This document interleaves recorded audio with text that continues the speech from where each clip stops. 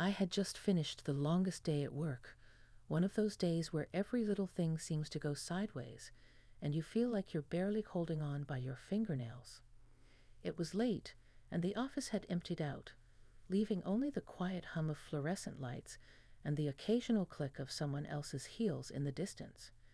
I was gathering my things, tired and a little frazzled, when a familiar voice called out, "Hey, Lisa, heading home?" I looked up to see Nathan, my boss's son. He was tall, with that same easy smile that always seemed to make strangers feel like old friends. I hesitated for a moment, embarrassed by how late it was, before nodding. "Yeah, I was just about to get a cab." He raised an eyebrow, his grin widening. "Why waste money when I can give you a ride? I'm headed in your direction anyway." There was something in his tone, casual yet warm, that made me feel instantly at ease. Maybe it was the way he had always carried himself around the office, never overbearing, never intrusive, but somehow noticeable. I agreed, and we stepped out into the damp evening air. Rain had begun to fall lightly, leaving a shimmer across the parking lot asphalt. The drops tickled my face as we walked toward his car, and I couldn't help noticing the comforting smell of leather and cologne as we opened the door. The ride started with small talk, work, traffic, the weather, but as we merged onto the highway, the conversation shifted.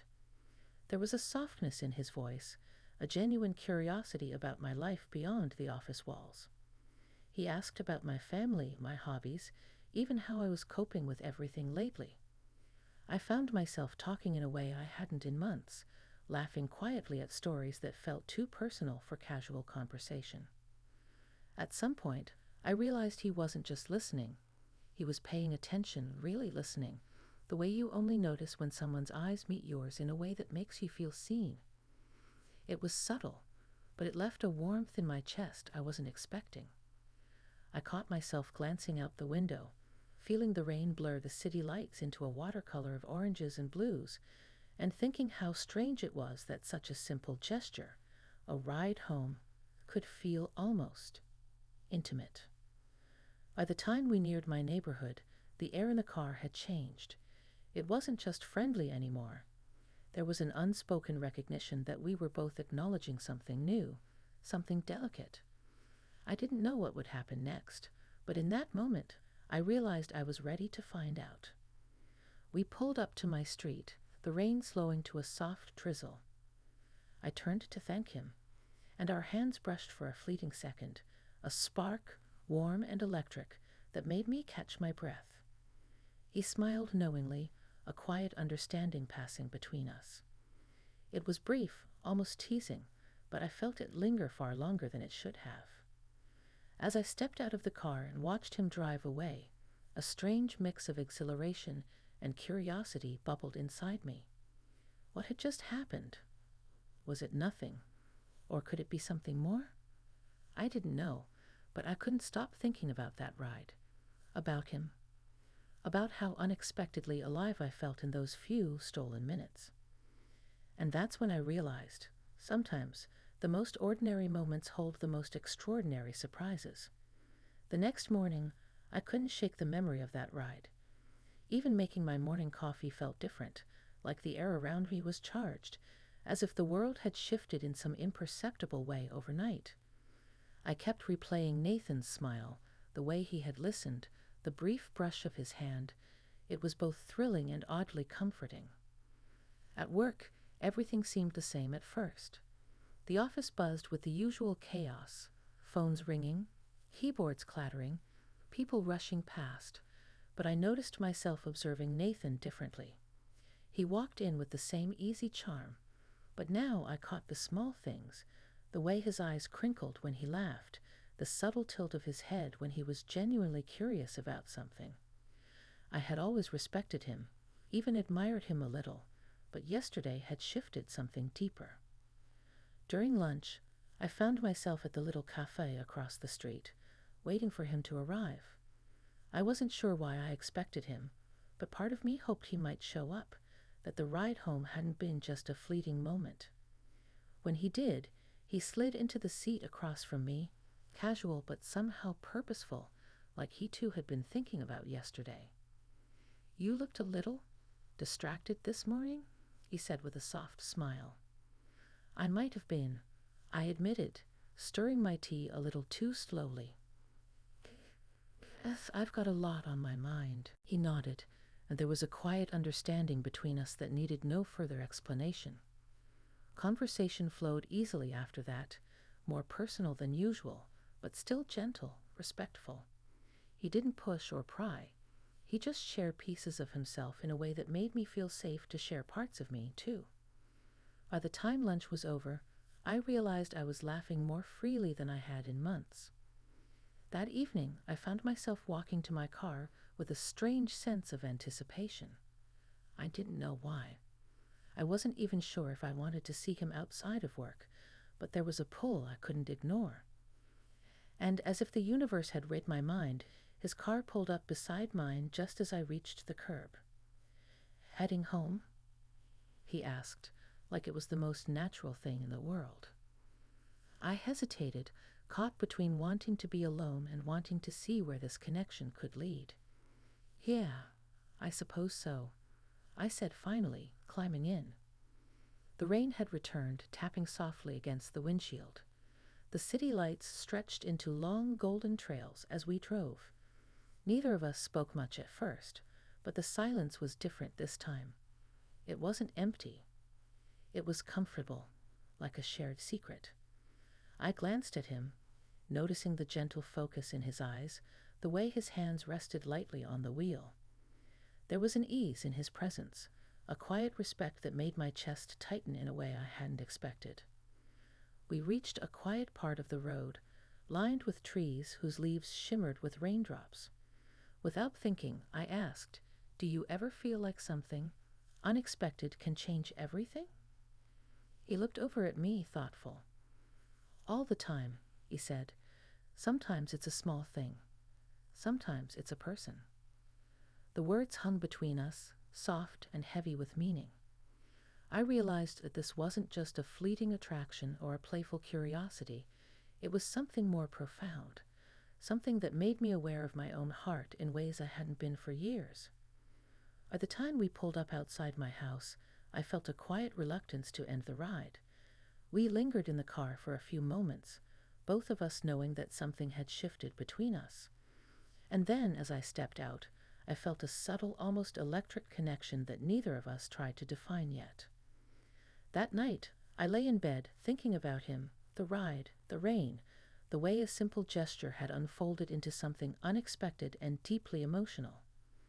I couldn't predict what would come next, but for the first time in a long time, I felt a sense of possibility that I hadn't felt in years. The days that followed were a strange mix of anticipation and normalcy. At work, everything seemed unchanged, yet everything felt different. Seeing Nathan in the office brought a flutter I hadn't expected. It wasn't overt or dramatic. It was subtle, like the brush of a breeze that stirs the hair at the nape of your neck, but impossible to ignore. We started finding little ways to connect during the day. A shared joke in a meeting, a quiet conversation by the coffee machine, even a text or two exchanged over lunch. Nothing overtly romantic, but each interaction carried a warmth that seemed to stretch beyond the ordinary boundaries of office life.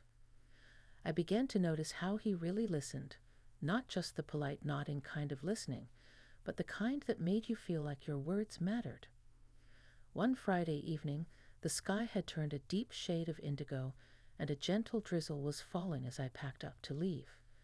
Nathan appeared at the doorway, as if on cue, his expression relaxed but attentive. "Mind if I walk you to your car?" he asked. I felt a tiny thrill run through me. "I'd like that," I said, surprising myself with how natural it felt to agree. We stepped outside together, the air cool and damp, scented faintly with rain and the earthy smell of the city after a storm. We walked side by side, neither of us speaking for a few moments, just letting the rhythm of our steps fill the silence. There was an ease between us now, a sense of trust that had grown from those first shared rides, that had quietly strengthened with each smile, each look, each laugh. At my car, we paused. He looked at me, really looked, and for the first time, the barrier of workplace roles seemed to dissolve. I felt a gentle courage rising inside me, as if the world had momentarily shrunk to just the two of us, and nothing else mattered. Do you ever think about how unexpected moments can shift everything? He asked softly, echoing a question I had asked him before. Yes, I admitted, and sometimes they feel like they were meant to happen. He smiled, a slow, knowing smile that made my heart beat a little faster. I think I know what you mean. The car ride home that night was quiet but charged, each of us aware of the subtle tension that had been building for weeks. We spoke in small, deliberate gestures, light touches on the arm, a shared laugh, a glance that lingered a little longer than necessary. It was slow, tender, respectful, an emotional intimacy that neither of us had rushed, but that had grown naturally from understanding, curiosity, and mutual regard. By the time he pulled up outside my house, the connection between us felt undeniable, yet still unspoken. He didn't rush me, didn't try to define it. He simply looked at me with warmth and care, as though recognizing the depth of what had quietly grown between us. "Thank you," I said softly, a simple phrase carrying far more than words could express. "For what?" he asked, though I knew he understood perfectly. "For this, for being yourself, for making me feel seen." He nodded, his expression gentle, almost reverent. "I could say the same about you." As I stepped out of the car, the rain had stopped, leaving a calm quiet over the neighborhood. I watched him drive away, feeling a mixture of longing and gratitude. The ride had become more than just a ride. It had become a mirror, reflecting back to me something I hadn't realized I had been missing: connection, understanding, and the courage to open my heart again. That night, I lay awake, thinking about how life can surprise you in the most unexpected ways. How a simple act of kindness, a ride home in the rain, could transform ordinary moments into something deeply meaningful. And I realized I was ready to explore where this connection might lead, to embrace the possibilities without fear, and to honor the trust and respect that had grown so naturally between us. The following week felt different, charged with a quiet anticipation that made even ordinary moments seem extraordinary. I had grown more aware of Nathan's presence, not just the way he looked or smiled, but the subtle ways he made me feel seen, understood, and valued. There was no rush, no expectation, only a deepening connection that unfolded gently, naturally, like a conversation stretching late into the night.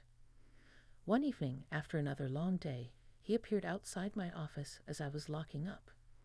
He held an umbrella this time, a small gesture that made me laugh softly. "I thought we might avoid the rain tonight," he said, opening it just enough to shield both of us.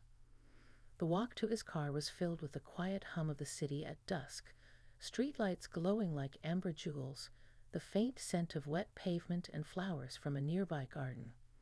Conversation flowed easily, filled with stories and laughter, but also quiet moments where words weren't necessary. There was a shared understanding, a sense of trust that had been building steadily between us. Once inside the car, the ride took on a calm, reflective pace. The rain began again, soft against the windshield, blurring the world outside into gentle streams of light. I found myself leaning back, listening to the steady rhythm of his driving, and thinking about how far we had come from that first unexpected ride.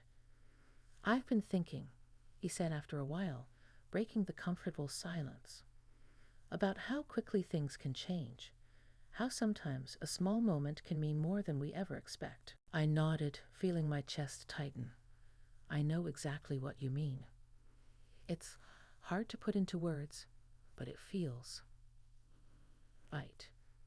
He glanced at me, and in his eyes, I saw a reflection of my own feelings: curiosity, warmth, and something deeper, unspoken but undeniable. For the first time, I felt a sense of mutual acknowledgement of what had been growing quietly between us, an emotional intimacy rooted in trust, respect, and the courage to embrace vulnerability. We reached my street, but neither of us moved immediately. The moment felt suspended, a pause in time where the ordinary world didn't exist.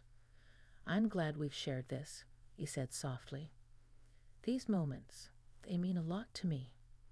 "Me too," I admitted, my voice barely above a whisper. "More than I realized I could feel in a long time." He smiled, a gentle, reassuring smile, and I felt a warmth that went beyond attraction, a sense of safety, connection, and understanding that I hadn't experienced in years. There was no rush, no pressure, only a shared acknowledgement of something precious. As I stepped out of the car, the rain had stopped, leaving the streets glistening under the soft glow of streetlights. I watched him drive away, feeling a profound sense of gratitude. What had started as a simple, unexpected ride home had grown into something far richer, a rediscovery of myself, a renewed sense of hope, and the quiet thrill of connecting deeply with someone who truly sees you. Later, as I sat by the window with a cup of tea, I reflected on the past few weeks. Life had a way of surprising you when you least expected it, of opening doors you never knew were there. That evening ride, the laughter, the quiet conversations, the shared silences, they had all led me to a deeper understanding of myself and of what it meant to truly connect with another person. And in that quiet reflection, I realized that sometimes the most extraordinary experiences come wrapped in the most ordinary moments, if you have the courage to embrace them.